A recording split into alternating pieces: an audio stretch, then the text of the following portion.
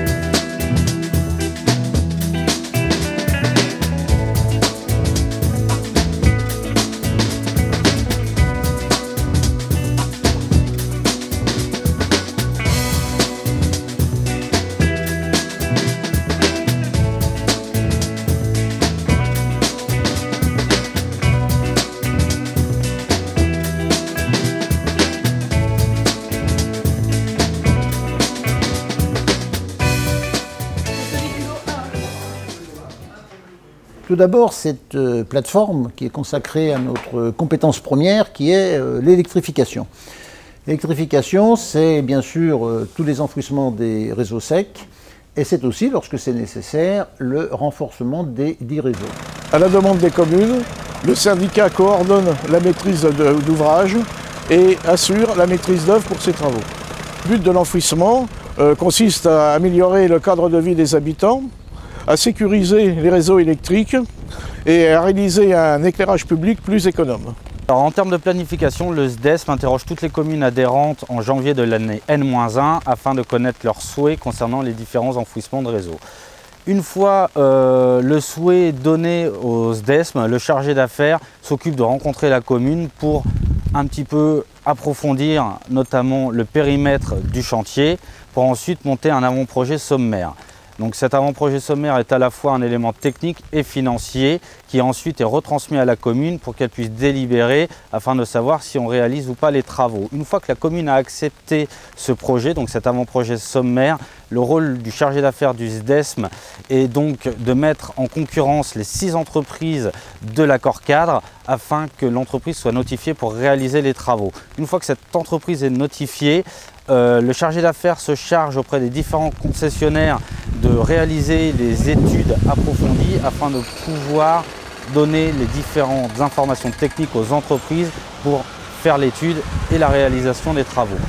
À partir de là, les travaux démarrent l'année N.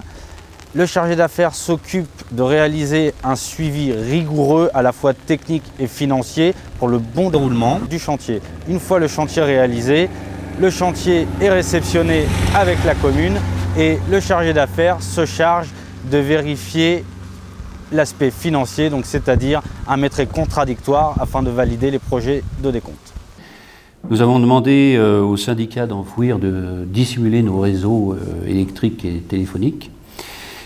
Nous apprécions la prise en charge totale de ces travaux par le syndicat. Les travaux se déroulent dans de très bonnes conditions. Les réunions de chantier hebdomadaires nous permettent un bon suivi des travaux et une bonne information, aussi bien en conseil municipal que la possibilité de prévenir les riverains, qui ont déjà été d'ailleurs prévenus en amont. Alors en plus de cette coordination de chantier, le syndicat aide financièrement les communes à hauteur de 80% pour les réseaux électriques et 70% pour l'éclairage public. Alors pour les communes qui ne versent qu'une seule partie de la taxe, la subvention est de 40% sur les réseaux électriques. Pour toutes les communes, la maîtrise d'œuvre est gratuite. Un petit inconvénient de la dissimulation de ces réseaux, c'est qu'au printemps, on ne voit plus les hirondelles arriver qui ne peuvent plus se poser sur les fils. Voilà. Alors, ce bureau, lui, est consacré à la déclinaison de la transition énergétique avec deux jeunes ingénieurs qui s'occupent de ces problèmes. Bientôt d'ailleurs un troisième. Et cette transition énergétique se décline à travers le contrôle en énergie partagée, le développement des énergies renouvelables, notamment par une usine de méthanisation, où on a 1 ou 2 projets en vue. Enfin, le maillage du département par 170 à 180 bornes de recharge de véhicules électriques. Et enfin, les groupements de commandes d'énergie, aujourd'hui le gaz et bientôt l'électricité.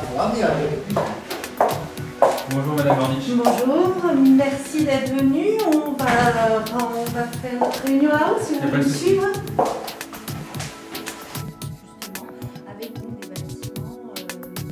Un élu d'une mairie aujourd'hui, d'une petite commune ou d'une grande, ne peut pas imaginer gérer sa commune ou la développer sans prendre en compte le développement durable et notamment les problématiques de l'énergie qui sont aujourd'hui des enjeux primordiaux pour l'ensemble de la population. Il nous a paru donc essentiel de commencer à s'intéresser à l'énergie qu'on ne dépenserait pas en essayant de se dire on va voir comment nous on consomme de l'énergie dans nos bâtiments et comment on va essayer de l'économiser. À partir de là, on n'avait pas les moyens, petite commune, d'avoir un agent qui puisse tout gérer et à la fois le diagnostic et à la fois les préconisations de travaux et le suivi. Et quand le SDESM nous a proposé le service de conseil en énergie partagée, on a tout de suite adhéré et ça va nous permettre non seulement d'économiser l'énergie, mais d'économiser aussi l'argent des congissoires. Le dispositif de conseil en énergie partagée permet aux communes qui le souhaitent d'obtenir un diagnostic énergétique. Ce diagnostic permet d'identifier les bâtiments prioritaires, notamment les bâtiments qui ont un fort potentiel d'économie d'énergie. Nous allons, suite à cette étude, proposer des préconisations d'action à mettre en place que nous allons classer par ordre de priorité, hiérarchiser.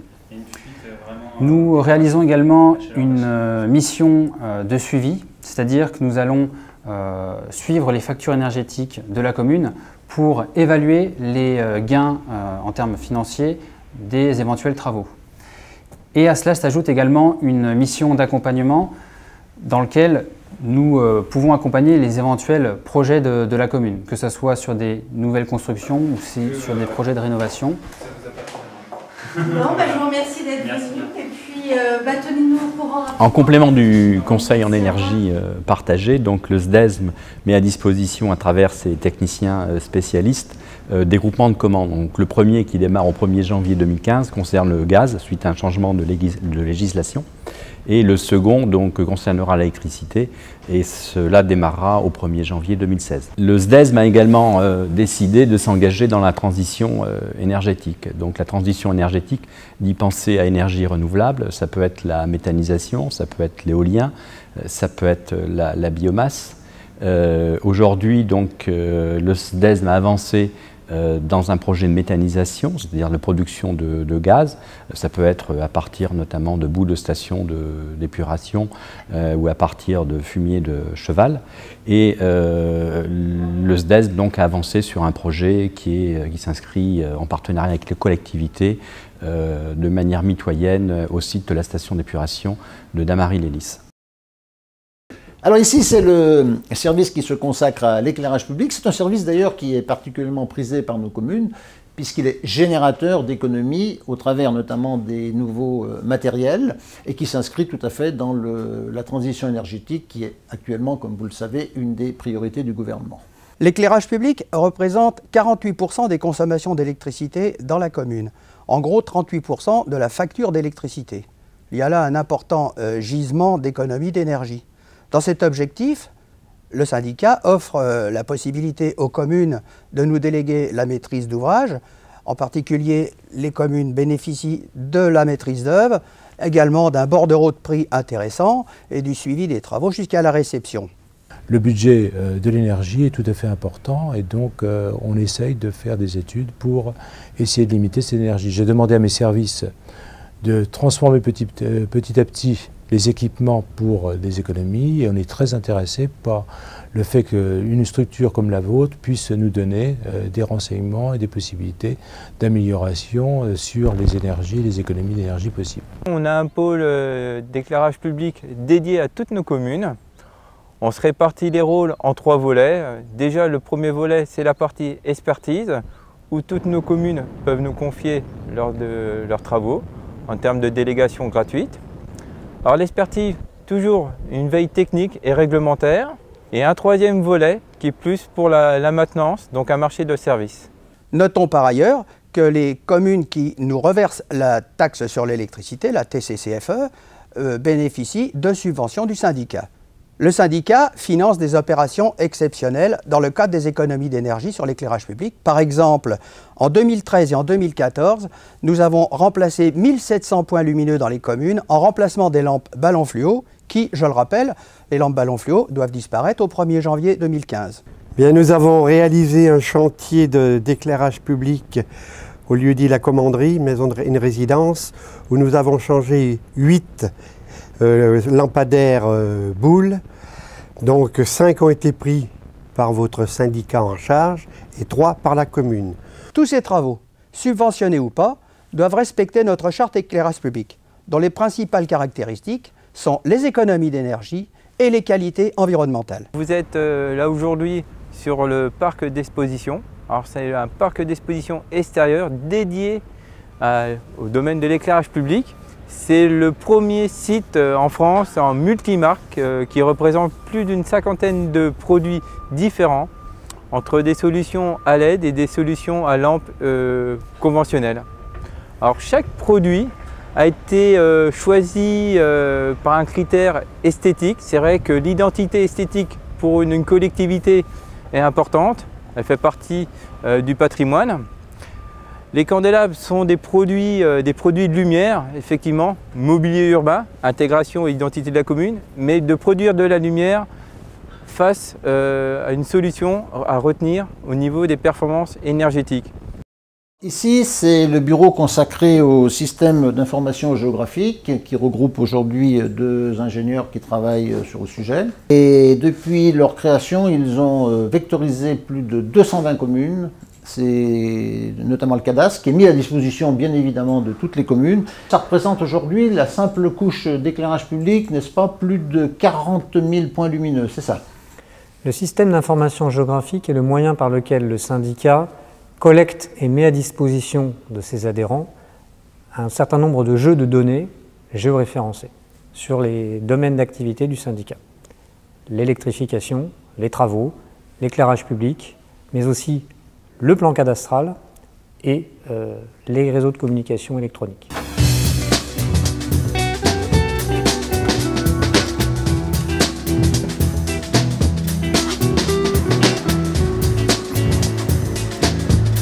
Donc on positionne l'armoire, on géocalise et après on positionne notre appareil sur chaque point lumineux et on géocalise pareil.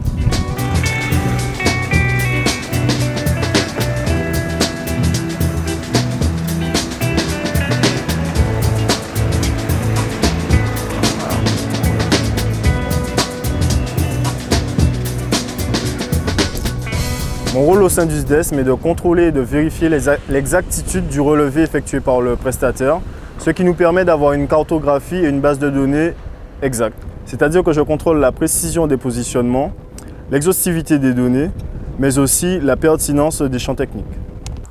Le SDESM met à disposition des communes adhérentes les jeux de données collectés au moyen d'une application entièrement Internet, simple, sécurisée, facile d'accès. Le SIG intègre dans une de ses fonctionnalités la possibilité d'avoir un accès au cadastre détaillé qui permet, nous, au niveau de nos services et de notre urbanisation, de donner un potentiel de développement intéressant. Il faut savoir qu'on peut interroger par numéro de pièce de cadastre, avoir les renseignements complémentaires des propriétaires, des superficies, ce qui nous permet d'avoir une meilleure orientation à donner sur la ville. Une autre fonction concernant le SIG est très importante pour nous communes concernant l'éclairage public. Nous avons une possibilité, puisque le recensement a été fait sur la commune de Mormant, d'avoir des informations très intéressantes concernant la puissance de notre éclairage, le dysfonctionnement, des niveaux différents d'intervention à faire sur notre éclairage public. Aujourd'hui, on sait qu'il existe plusieurs SIG et on en a un à l'intercommunalité qui permet d'avoir des informations sur les réseaux humides. Et aujourd'hui, on a des réseaux d'ISEC sur les collectivités. Il serait bien de pouvoir avoir une visibilité de l'ensemble des réseaux sur ces deux SIG réunis. Je vous ai présenté les principales compétences techniques du syndicat. À cela, il faut rajouter ici une compétence administrative qui est peu connue mais ô combien importante, qui est le contrôle de notre concessionnaire et la vérification que la taxe qui nous est due est bien versée. Voilà, après cette visite, j'espère vous avoir fait découvrir toutes les compétences qu'exerce le syndicat des énergies de Seine-et-Marne, qui, à l'instar de tous les grands syndicats départementaux, doivent contribuer et jouer un rôle primordial dans la déclinaison de la transition énergétique qui est devenue un enjeu majeur, non seulement pour la planète, mais pour notre économie.